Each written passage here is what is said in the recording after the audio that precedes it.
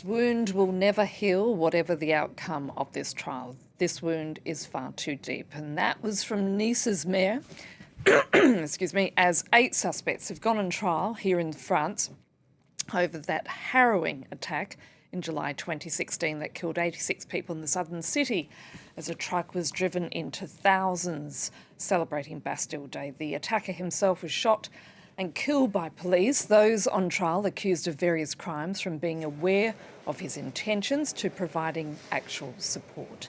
Deeptika Laurent is covering the trial for us and joins us now from the courthouse. So, Dipti, what happened on the first day of the hearing? Well, the first day of this trial into the Nice attacks, and it was mostly about formalities. It was about presenting the defendants. It was about presenting the plaintiffs as well, the hundreds of plaintiffs who filed complaints against these defendants. Now, there are, of course, 8 defendants, 7 men and 1 woman who are involved in this trial. They're accused of playing a secondary role, so they're not really accused of having been directly involved in those attacks on July 14, 2016, but rather of having provided important logistical support to the sole Nice attacker, Mohamed Louedj Boulel, who rammed his truck into revelers on Nice's famous boulevard that night and killed 86 people and injured hundreds more. Now, of the 8 defendants, 3 of them have been in prison since 2016. They're facing the most serious charges of terrorist criminal activity.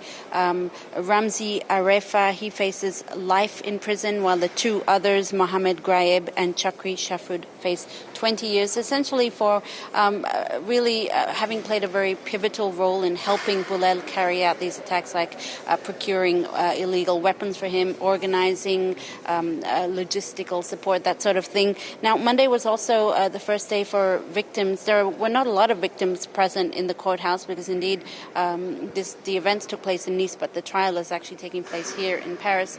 But for those who were there and those who were following this trial, it was a moment also to put a face to the names of these 8 individuals who have no doubt been part of their lives for the past 6 years. Some of the victims with whom we spoke said, they felt a lot of anticipation, maybe a bit of fear going into this trial, but also relief that the trial is finally beginning, and that, at least for many of them, they hope to get some really important answers to questions that have been lingering for these years. Why were the attacks carried out, and how were they carried out, Annette?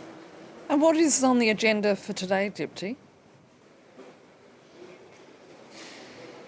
Well, today we'll pretty much continue the same way yesterday did, continuing of the formalities. Some of the plaintiffs who still haven't declared themselves are expected to, and then they'll essentially be reading out pages of a court document that will outline the charges and go back and outline, the facts of the night of July 14th, 2016. Now, looking ahead, the trial will run for 3.5 months, with a verdict expected sometime in December.